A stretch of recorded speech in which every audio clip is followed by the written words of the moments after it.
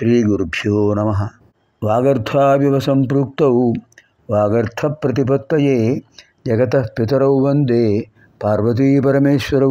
మనం 70వ లహరిలో ప్రవేశించే ముందు ఆంజనేయ స్తుతిలో 11వ శ్లోకం చూద్దాం. రమానాథ రామ క్షమానాథ రామ అశోకేన శోకం విహాయ ప్రహర్షం వనాంతర్ఘనం జీవనం దానవానాం విపాక్ష ప్రహర్షాత్ హనుమాన్ త్వమేవ. రమానాథ రామ క్షమానాథ రామ అశోకేన శోకం విహాయ ప్రహర్షం వనాంతర్ఘనం జీవనం దానవానాం విపాక్ష ప్రహర్షాత్ హనుమాన్ త్వమేవ. ఓ హనుమ, రమానాథ రామ. రమాదేవి ఎవరు? శ్రీ మహాలక్ష్మీదేవి. ఆమె యొక్క భర్త ఎవరు? శ్రీ మహావిష్ణువు. లక్ష్మీనారాయణులే సీతారాములు. ఆయనకు ఆనందం కలిగించావు. క్షమానాథ రామ. క్షమ అంటే భూదేవి. భూదేవికి అధిపతి ఎవరు?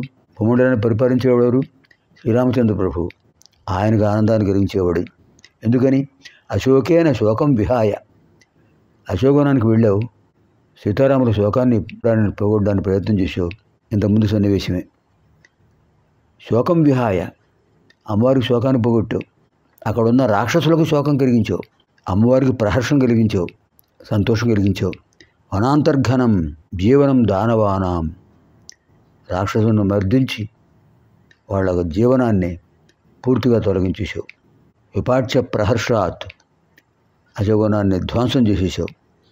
సంతోషాతిరేకంతో అద్భుతంగా రాక్షస సంహారం చేసావు. హనుమాన్ త్వమేవ. ఇలాంటివి చేయడానికి నీకు తప్ప ఇంకెవరికి సాధ్యం?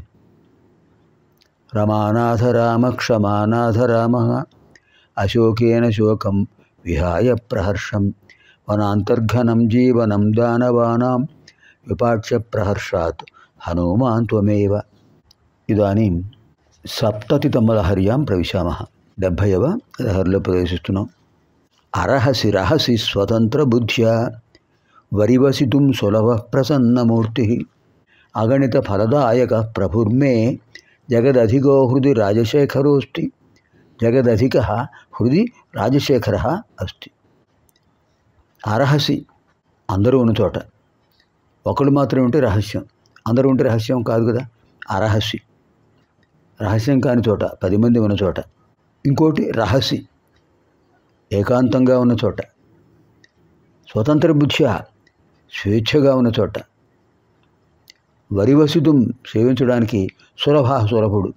ఏకాంతంగా వ్యక్తిగతంగా ఎవరైనా స్వామివారు ధ్యానించవచ్చు, పూజించవచ్చు, అభిషేకం చేసుకోవచ్చు.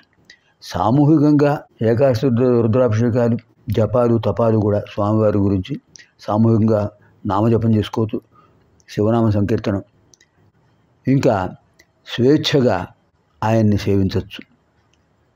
సులభ ప్రసన్నుడు. శంభో మహాదేవ రక్షించుకుంటే వెంటనే అభయమిస్తాడు ఆయన. సులభ ప్రసన్నమూర్తి, నిర్మలమైన అనుగ్రహభావం కలిగినవాడు. అగణిత ఫలదాయక.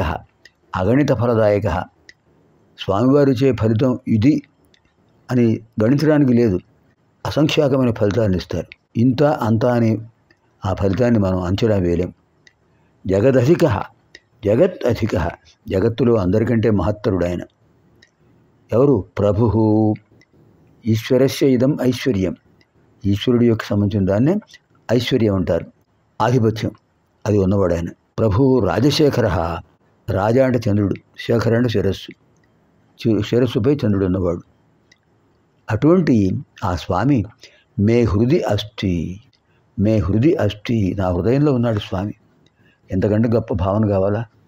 నా హృదయంలో పరమేశ్వరుడు ఉన్నాడు అనే భావన ఉంటే చాలు, ఆయన యొక్క అనుగ్రహం సమగ్రంగా పొందుతాం. అలాంటి అద్భుతమైన భావన మనకు ఈ శ్లోకంలో అందించారు శంకరులు. ఇందులో స్వభావోక్తి అలంకారం ఉంటారు దీన్ని. అరహసి రహసి స్వతంత్ర బుద్ధ్యా వరివసితుం సులభ ప్రసన్నమూర్తి అగణిత ఫలదాయక ప్రభుర్మే జగదధికో హృది రాజశేఖరోస్తి. పునర్మిలామः ఆగామిని కార్యక్రమే. సర్వేభ్యः పార్వతీపరమేశ్వరయోः దివ్యానుగ్రహప్రాప్తిరస్తు. శుభం భవతు. స్వస్తి.